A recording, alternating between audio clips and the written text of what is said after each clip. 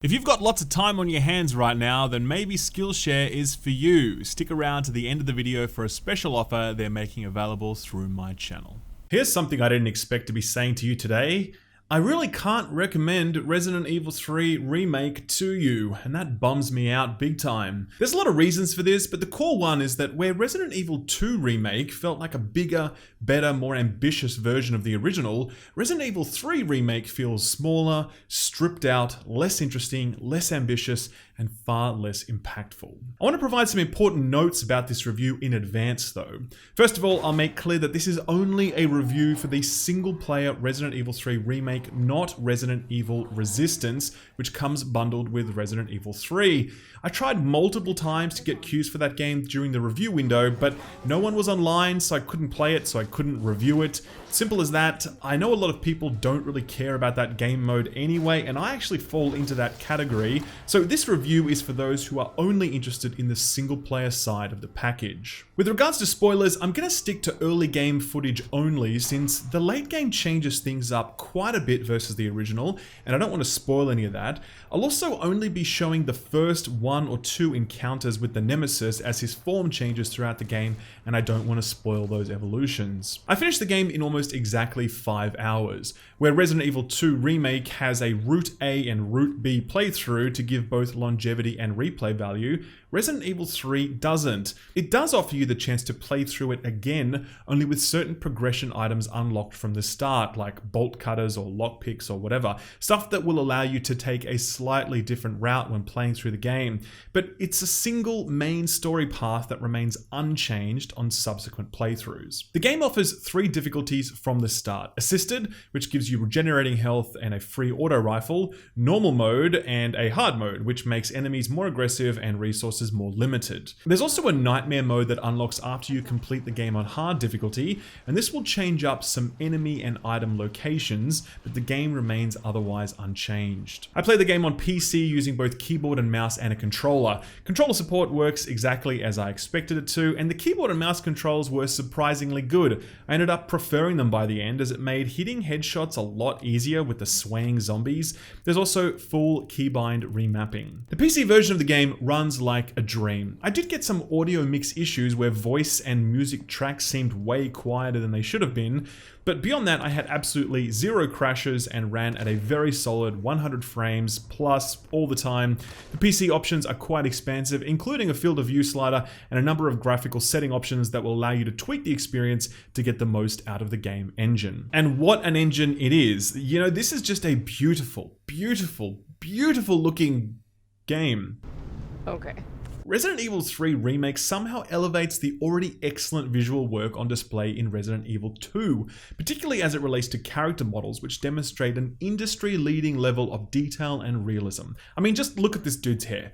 This guy fucks. The visual presentation is strongest in the opening segment of Raccoon City, where Resident Evil 2 limited us to a tiny portion of the city streets. 3 lets us take in far more, and the developers have done a brilliant job in building a space filled with both color and spectacle. Movie posters, street art, neon signs, ambient lighting touches aplenty. Resident Evil 3's opening act is just a very pretty space to explore and carves a distinct visual presence quite separate from the preceding game. What's also distinct is the tone of it all. Resident Evil 3 is set just a few hours prior to the events of Resident Evil 2, where Raccoon City is still in the process of collapsing. You can see the fires still burning, the people running for their lives, the panic and pandemonium raging around you. It's a very different feeling to anything that Resident Evil 2 gave us, and it set the stage perfectly for what proves to be a far more frenetic and action-packed story. This is where we start to get into some of my problems with Resident Evil 3 Remake. First, we need to understand the history of this game, because it actually has a very important bearing on what this remake is trying to do. Originally, Resident Evil 3 Nemesis was never meant to be Resident Evil 3. It was meant to be a sort of spin-off from Resident Evil 2 that would expand on the story and events. Code Veronica was originally meant to be Resident Evil 3, but this all got moved around due to the release of the next generation of consoles. From the start, what would eventually become Resident Evil 3 Nemesis was always intended to borrow a lot from Resident Evil 2 in terms of setting and characters and mechanics, but it was meant to be a more action-packed experience than the tense, horror-focused gameplay of Resident Evil 2. Resident Evil 3 Remake is certainly designed in the same spirit that the original Resident Evil 3 Nemesis was. It's much shorter, it does borrow a lot from Resident Evil 2, and it is far more action-packed. These 3 points are very important, so I want to talk about each of them in a fair amount of detail now. First of all, game length. Now, a lot of people are immediately going to write off Resident Evil 3 Remake because it's over in about 5 hours. I understand that. Modern video game audiences expect a lot more for their $60 than just 5 hours of play, and for the casual player who isn't a die-hard fan of the series, they'll probably look at 5 hours and think that value just isn't there. Fans of the series will retort that these games are designed for multiple playthroughs, and that saying 5 hours for $60 is the wrong way to look at it, and I understand that too. Resident Evil 3 does offer multiple difficulty options, and it has a list of challenges you can complete during your playthroughs, which grant you points, and you can use those points to purchase things like cosmetics or progression items, making your subsequent playthroughs faster and easier. This is what they mean when they talk about a new game plus in Resident Evil 3. It's the same game, but you're carrying these new unlocked progression items into it. But the value equation here is notably different than that of Resident Evil 2. There, you probably got at least 10 hours of play from your first playthrough of Route A and Route B, as well as the 4th Survivor game mode where you'd play as a soldier trying to escape from the sewers. The whole package was also just so good and so breakthrough that it felt like you were paying $60 for 10 hours of exceptional, fresh survival horror gameplay. Here, we've seen the vast majority of this before. The engine, the setting, the enemies, the mechanics, so paying for it again and only getting half as much game is a bitter pill to swallow. Again, I'm not counting the Resistance game mode here since I know a lot of people just aren't interested in that, and sadly, there's no way to buy these 2 modes separately. If you want to play the single player story, you have to shell out $60 and you'll get Resistance with that. There's no way around it. So here's the TLDR. If you're a Resident Evil fan who plans to play through the game multiple times, then you've got nothing to worry about. You're gonna get your money's worth.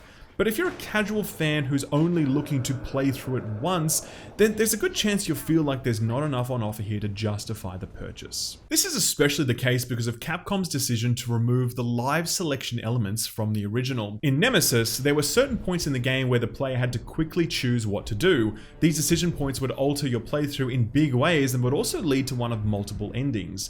In the remake, these decision points don't exist. There's just a single playthrough path the whole way through. There's no decision making at all, and the producer of the game has confirmed in an interview that there are no multiple endings. They justify this by saying that they wanted to focus more on Jill's story or something, or I don't know, it sounded like waffle to me.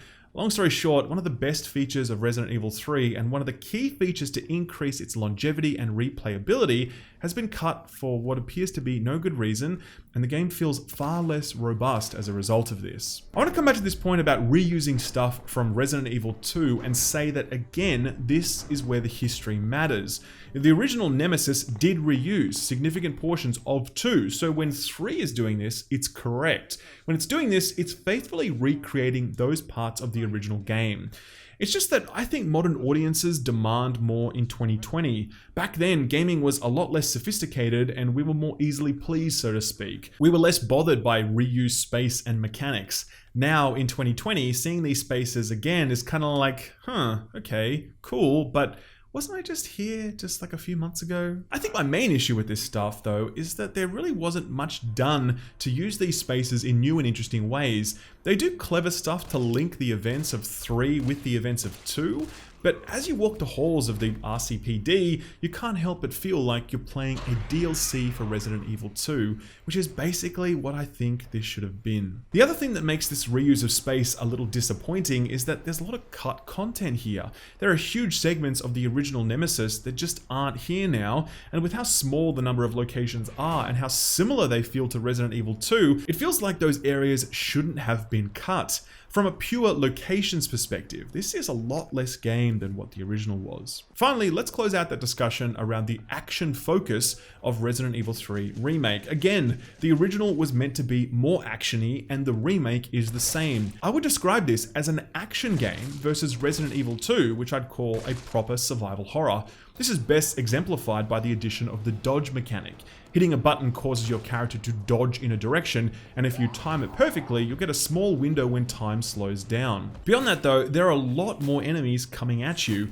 There are more high HP enemies that take a lot to bring down. There are very often these gauntlet situations where you need to survive a lot of incoming zombies at once. There are a lot of boss battles. The whole thing is just more action almost all the time. Even though this element of the remake is true to the original, I enjoyed it far less than I did Resident Evil 2. The brilliance of the Resident Evil 2 remake was that it knew how to use combat sparingly, because combat in Resident Evil games is not fun. It's not meant to be fun. It's meant to feel slow and clunky and difficult. Its aim down sight accuracy speed is deliberately slow so as to recreate the feeling of terror that would come over you if you were to ever actually find yourself face to face with a brain-eating zombie or an 8-foot tall tyrant.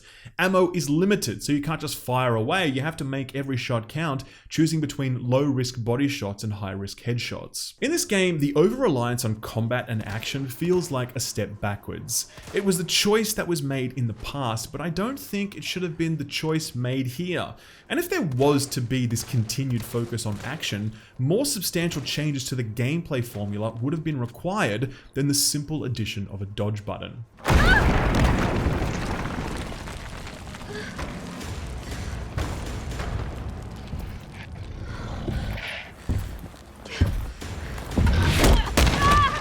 I've already listed quite a few things I didn't love about this game, but I've saved my biggest disappointment for last, and that's the way the Nemesis has been completely gutted in this game.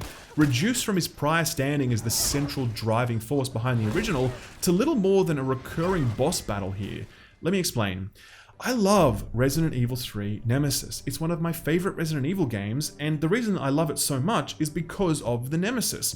This dude could just rock up at any time and mess your shit up. You could be exploring somewhere when all of a sudden he bursts through a window and you're like, oh my god, oh my god, oh my god, and he's chasing you from room to room and you're running for your life and you can't wait quietly in a room while you're terror-stricken and you're hoping that music dies down and he'll leave you alone.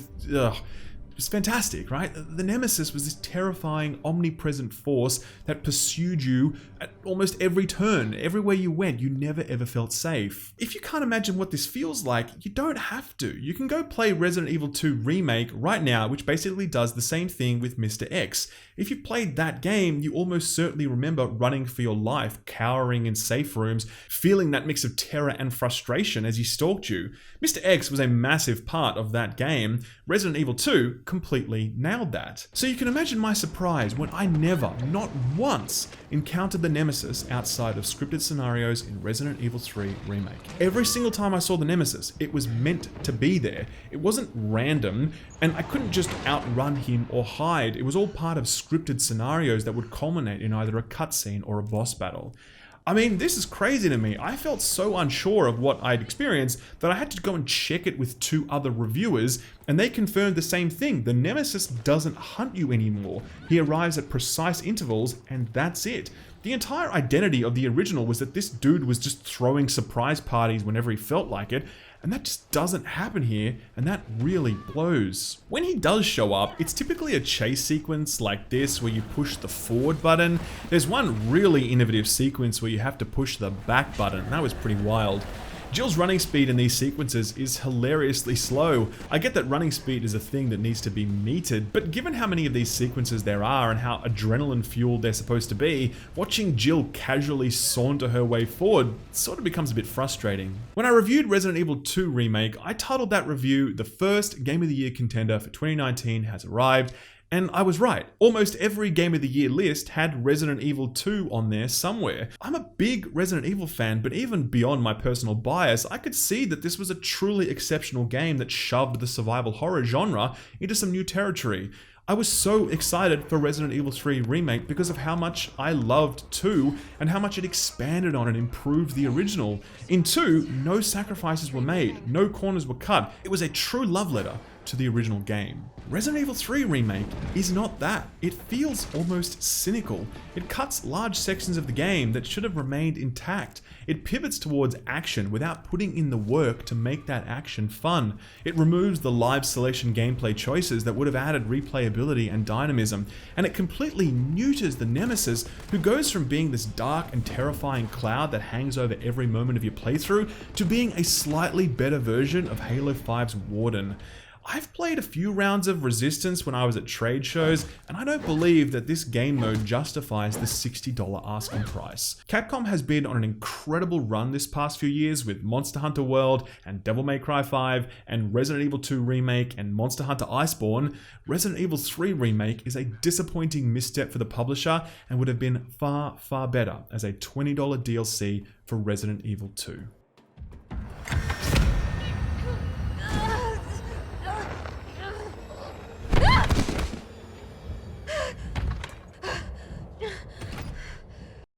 Hello! So, firstly, thank you for watching the video, hope you enjoyed it. Secondly, are you tired of hearing about all the things that famous people did while they were on quarantine?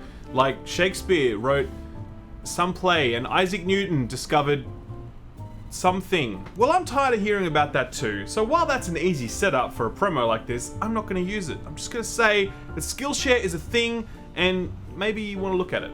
Maybe. Skillshare is an online learning community that offers membership with meaning. With so much to explore, real projects to create, and the support of fellow creatives, Skillshare empowers you to accomplish real growth. Skillshare offers classes designed for real life, so you can move your creative journey forward without putting your life on hold. Even though life is pretty on hold right now. You can learn and grow with short classes that fit whatever routine you have. So me personally, I got my start on YouTube by using a site like this, not this one specifically, but one very similar that kind of taught me how to use Adobe Premiere Pro so I could start editing YouTube videos. And more recently, I've just started doing a course about how to do titles or words on screen in Premiere Pro faster and better because my titles generally suck and they could do with some work. So that's something I'm doing. There's tons of other stuff in there that you can check out yourself. Skillshare is also incredibly affordable, especially when you compare it to pricey in-person classes and workshops. An annual subscription is less than $10 a month. And also, if you click the link in the description below, the first 500 people that do that actually get 2 months of premium for free, which is a really good deal. So check it out, get in quick. Skillshare, it is honestly a good thing to do when you got some spare time, and I know a lot of us have spare time right now, myself included. I'm making the most of it with some of this, so maybe you can as well. Check it out in the description. Thanks Skillshare for sponsoring the video, and thank you for watching it. Bye-bye.